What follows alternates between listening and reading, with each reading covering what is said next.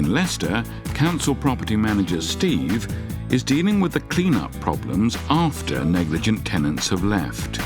He has to work out how to refurbish the property and get it back onto the rental market. We've got this top floor tower block flat today.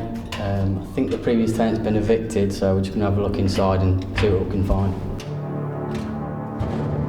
He's only just gone through the door when he's hit by the smell from the bathroom. Quite disgusting in there, to be honest. There's a lot of dog mess on the floor in the bathroom, so it looks like she's had animals. Not allowed within tower blocks, so that's probably one of the reasons why she's no longer here. Now on to the living area. This is obviously somebody's living room, but from the state of the sofa and the chairs, I don't know how they've ever been comfortable in here.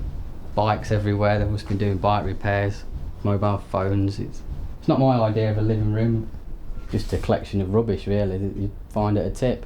You do wonder how somebody's lived in this property. Well, this is how people live, unfortunately. Steve has to see flats like this every day, and it does have an effect on his home life. The way I go on to a girlfriend, I'm always moaning at her about cleaning. It's probably because I see things like this that I get a bit obsessive compulsive at home, and as soon as a bit of dirt or crumb around, I'll be hoovering up around her when she's eating her lunch or stuff. Refurbishing this flat poses serious problems, not least the fact that it's on the 17th floor. We might have a problem with that window. We're going to have to try and get that emulsion off. It costs a lot of money to get scaffolding up here to replace that, so it depends if it's gloss or emulsion, whether it will come off or not. That's going to be a nightmare job for somebody cleaning that. The final room he looks at is the kitchen. Graffiti again on the units. We've got some more graffiti on the door there. They obviously didn't have a piece of paper to write it on, so the nearest thing to hand was the door. This will need a new kitchen. The units, by the looks of it, they're beyond repair, so we'll change all the units. New sink, new worktops. Steve has to get this flat cleared quickly so he can start the refurbishment as soon as possible. Prospective tenants are already queuing up, so once again he's going to call on the services of Suicide Sid and his A-team. Sid acquired his nickname because of the zealous way in which he clears properties. Suicide and the boys can empty a 3-bedroom house in around 30 minutes, so there'd be a bit of a doddle. You're limited spaces on the lift. You know what I mean, you can't bring anything downstairs because it's a fire hazard. And with Dave coming inside the lift, you can't get so much in it, can you? They've used these ones before, and that doesn't inspire confidence. I hope the lift don't get stuck. It does break down very often. This one does, doesn't it? But this time, hey-ho, the lift is working, and they can make a quick start. First, they remove the council's protective door. The bins have got to come in and out, and also the chairs and the sofas have also got to come out this way, so we can't get them out with this on, so it's got to come off. Once the door is off, the problems are exposed. Sadly, they've seen this all too often. I would say this is about the average. That's for a an bad average, flat. yeah, for a bad flat. After years in the job, Sid is still baffled as to why people do this. I don't understand how people can live like this, really. Apparently she was an alcoholic. I mean, looked at it, you'd think it was a boys' flat, wouldn't you?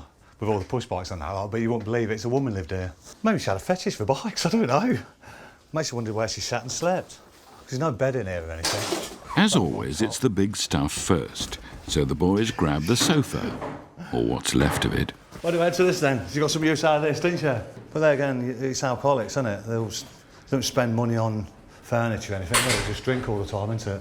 You know what I mean? So they'll just put the bed down anyway, wouldn't they, really? Usually the fridge in these properties is horrible, but amazingly, Sid doesn't have to hold his breath. It's not bad, actually. With the big items cleared, the boys are making good progress, and there's time for a spot of reminiscence. You just don't know what you're going to come up against. You know what I mean? Some places you could come to an house or a flat and it's immaculate. When I say immaculate, you could walk in there and actually live in the places, you know what I mean? But then some places like you get like this. I mean, we went to a flat the other week. The bloke had put all brand new carpets down and never moved in. And we've just gone there, took all the carpets away and just crushed them all. Pointless, isn't it? This house we've done. And we found these photos of a woman in bondage. And a couple of weeks later, Dave went to the co-op and actually bumped into the woman, didn't you? Yeah, in the queue. I can't say too much because my wife will with me. But I did say I recognise you. Yeah, with no clothes on. Things seem to have been going rather well. But then there's the bathroom. As you can see, as you walk in, it looks like the dog's been living here. Been there a few days actually, because it's dry, look. It's quite rock hard. Doesn't look like she used the bath or anything, does it? It looks like the dog's been using it. Caution, wet floors, cleaning in progress. Is that what she calls cleaning? How's about that then? Thanks to the boys' hard work, the flat's looking a whole lot better. But will property manager Steve agree?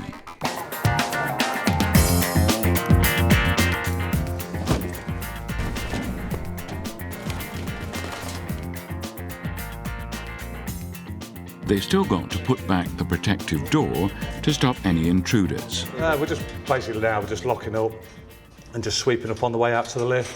Just take the last of the bins down there and just lock up. Sid is resigned to the fact he'll be back here again.